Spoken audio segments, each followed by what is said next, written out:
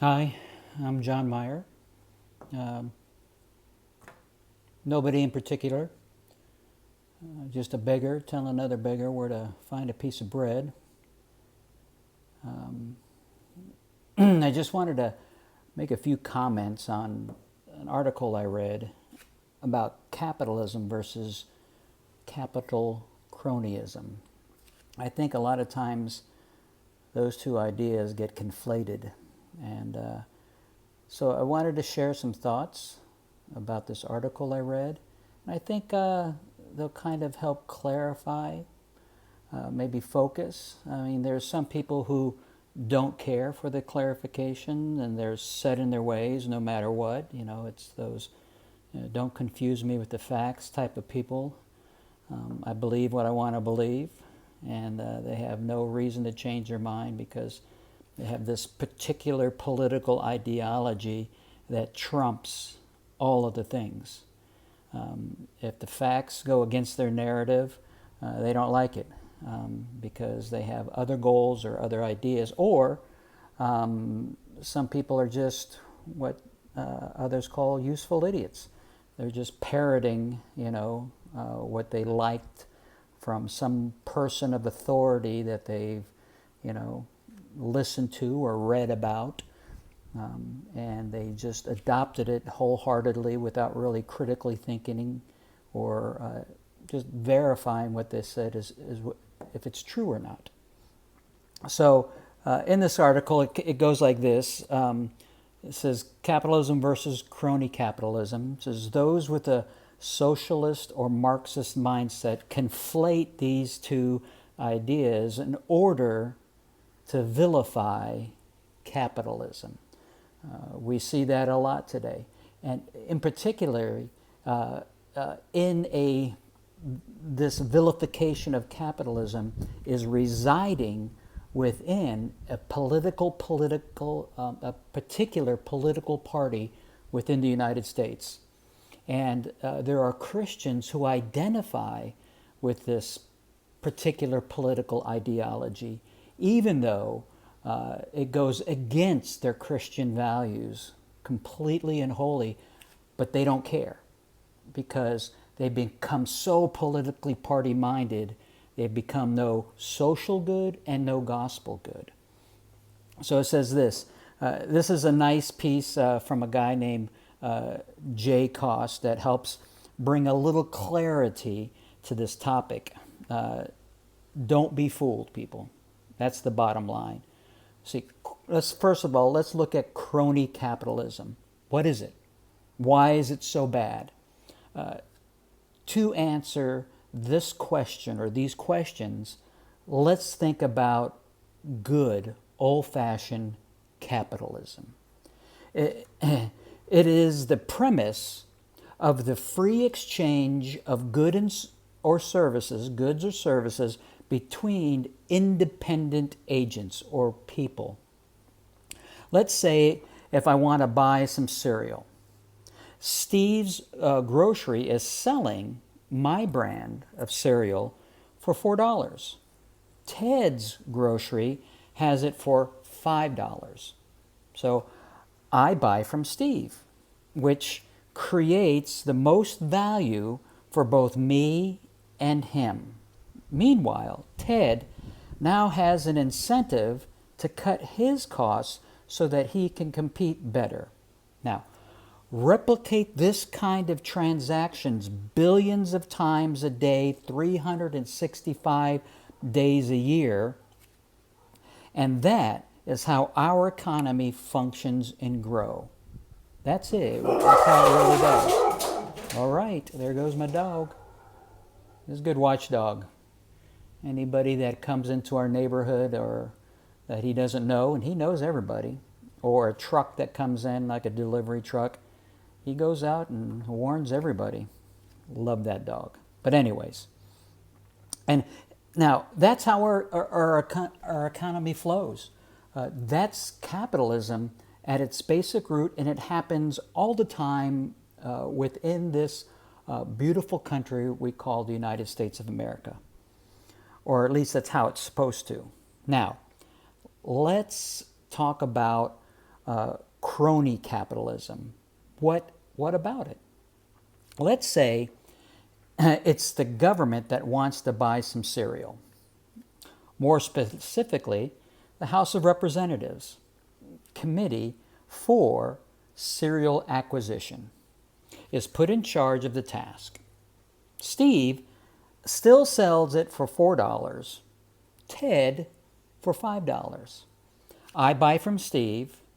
He's the low price man. But the Committee for Cereal Acquisition buys from Ted. Well, why? After all, Steve's is only 4, Ted's is 5.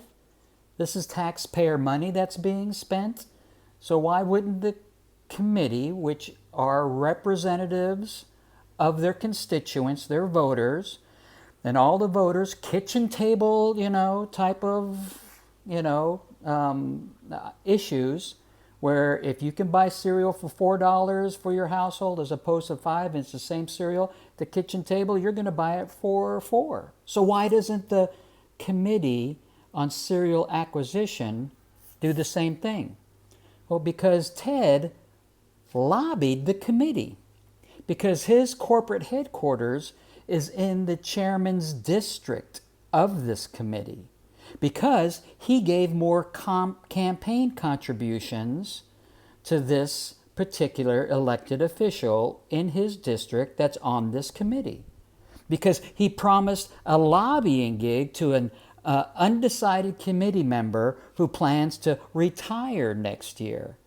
That is how crony capitalism works. And it happens all throughout the government, from defense contracting to farm subsidies, clean energy programs, infrastructure spending, affordable housing, food stamps, Medicare, Obamacare, tax policy, and pretty much anything that you can name. Crony capitalism is there. Capitalism is moral because it is done on the premise on a voluntary exchange between independent parties who agree to the deal only because it creates value for everybody. Crony capitalism is immoral because of one of the parties, the government, has been bought off. This creates 3 problems. First, it's unfair.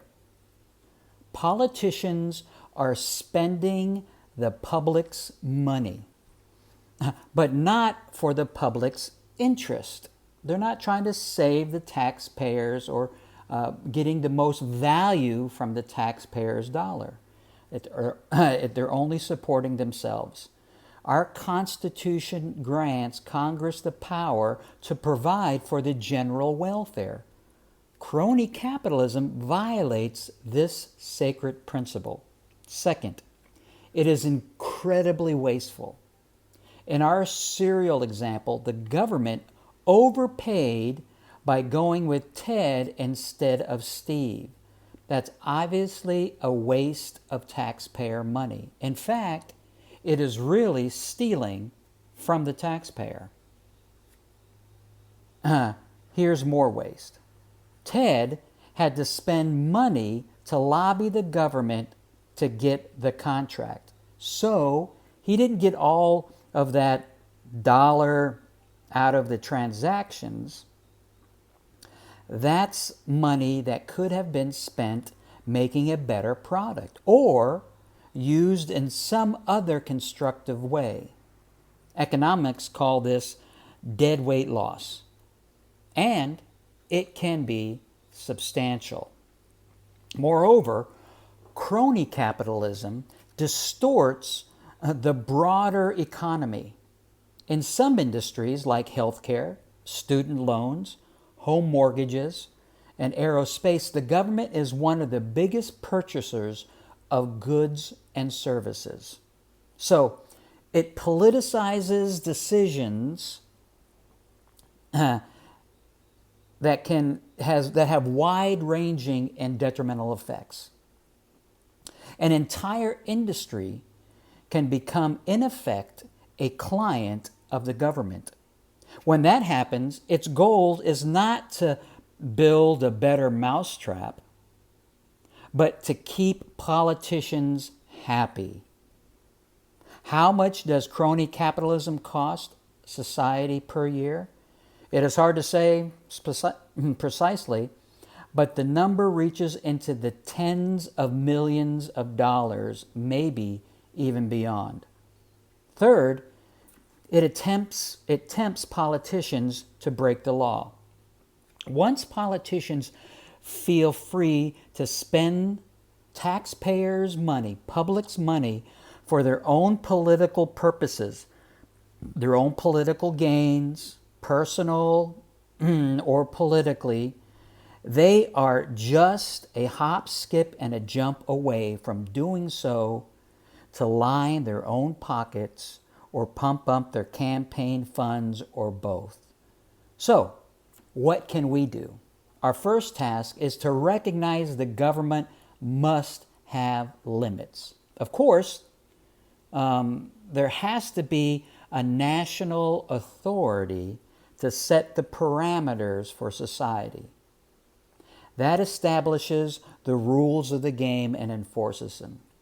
But when we expect the government to promote an industry, tinker with some sector of the economy, help some important voter group, recreate the background or the groundwork for crony capitalism, and all the bad things that come with it, favoritism, waste, theft, nepotism, and other forms of corruption.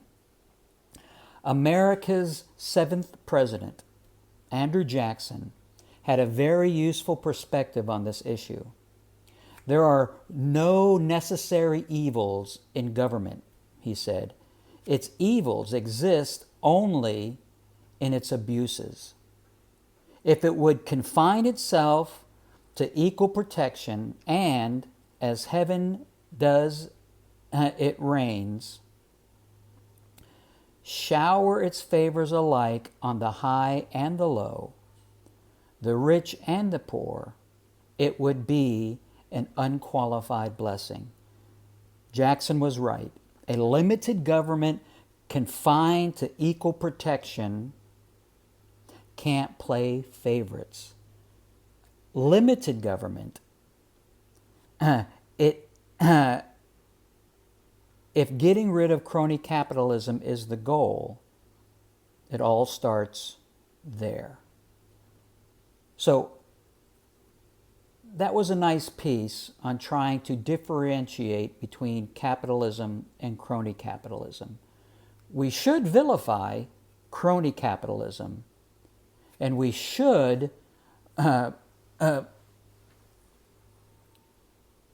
promote capitalism the way it should be done and not vilify it.